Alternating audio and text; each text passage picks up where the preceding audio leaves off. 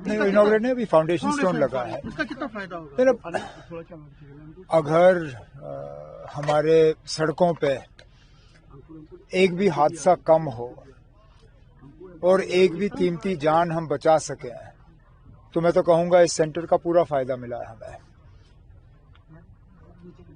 Road accident के वजह से बहुत सारे लोग अपनी कीमती जानें गंवा देते हैं और अक्सर बेशतर आपने देखा होगा जब एक्सीडेंट हो जाते हैं तो शिकायत ये आती है कि वो गाड़ी इस लायक ही नहीं थी कि वो गाड़ी सड़क पे हो। इसलिए 2 ऑटोमेटेड टेस्टिंग सेंटर्स, एक पाम्पोर वादी के लिए और एक नगरोटा जम्मू के लिए, फिलहाल इनके फाउंडेशन स्टोन लगे हैं। प्राइवेट पार्टी के साथ जो है एक पीपीपी मॉडल पे ये दोनों किए जा रहे हैं और उम्मीद की जाती है कि 6 महीने के अंदर अंदर ये दोनों काम करना शुरू कर जाएंगी। इसके बाद गाड़ियों को टेस्ट करना जो है ये कंप्यूटर के जरिए होगा। जिसकी गाड़ी फेल हो जाती है वो गाड़ी फिर सड़क पे होगी नहीं। अब जैसे मैं अभी अपने काबिना के साथी और इनके अफसरों से कह रहा था, एक नगरोटा में शायद जम्मू के लिए काफ़ी नहीं होगा, एक पाम्पोर में आप वादी को कवर कर पाओगे, लेकिन नगरोटे से डोडा, किश्तवाड़ या रजौरी, पुंछ कवर करना मुश्किल होगा। तो अब हमारी कोशिश रहेगी कि एक पीर पंचाल की तरफ और एक चनाब की तरफ जो है ये 2 सेंटर और खुलें ताकि ज़्यादा से ज़्यादा गाड़ियों की टेस्टिंग हो और सड़क पे जो हादसे हैं वो कम हो जाएं। सर 2 सवाल मेरे और हैं। एलओपी से मैंने पूछा था जब आपने बात की थी कल, उन्होंने आज कहा कि मेरिट को वो डिनाई नहीं करते, मेरिट को वो अंडरस्टिमेट नहीं करते, लेकिन जहां आस्था है और माता वैष्णो देवी श्राइन बोर्ड एक आस्था के केंद्र है। अब आस्था की बात ठीक है, तो जब मेडिकल कॉलेज आप बना रहे थे इसको माइनॉरिटी इंस्टीट्यूट का दर्जा देना था ना, फिर क्यों नहीं दिया? देना था ना, आपने नहीं दिया। सिर्फ नीट पे जो है और एंट्रेंस टेस्ट के बुनियाद पे जो है एडमिशन की जाती हैं, मजहब देख के एडमिशन नहीं होता।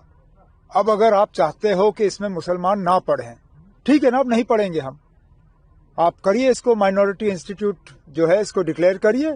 इसमें जो एक सिख सरदार कम्युनिटी का एक बच्चा है शायद और बाकी जो मुस्लिम स्टूडेंट्स हैं वो हट जाएंगे, इससे कहीं और एडमिशन हासिल करेंगे। इन्होंने मेरिट पे हासिल किया ना एडमिशन, इनकी एडमिशन कहीं और कराइए। लेकिन कल को जब आप फिर मुसलमानों के खिलाफ उंगली उठाते हो, कहते हो कि ना ये कम्युनल हो गए हैं, ये सेक्टेरियन हो गए हैं, ये जो हैं ये दूसरों को बर्दाश्त नहीं करते, तो ये याद करिएगा जब आप इनके बच्चों को बर्दाश्त नहीं करोगे तो कल को फिर जब कुछ हो जाता है फिर आप पूरी कौम को कसूरवार मत ठहराइए इसके लिए। जब वो क्या नाम है वो फरीदाबाद की यूनिवर्सिटी में बच्चों ने एडमिशन हासिल किया तो क्या पूछा इन्होंने कि ऐसी जगहों में ये जाते क्यों हैं, इन जगहों में ये जाते क्यों हैं जहां पे ये रेडिकलाइज हो जाते हैं। जब माता वैष्णो देवी जैसी मेडिकल कॉलेज में बच्चे जाने के लिए तैयार हैं, उन्हें कोई इस बात की मतलब कोई परेशानी नहीं है कि वो नाम माता वैष्णो देवी का है या उस संस्था से पैसा लगता है, वो तालीम से उनका मतलब है, वो चाहते हैं डॉक्टर बनना।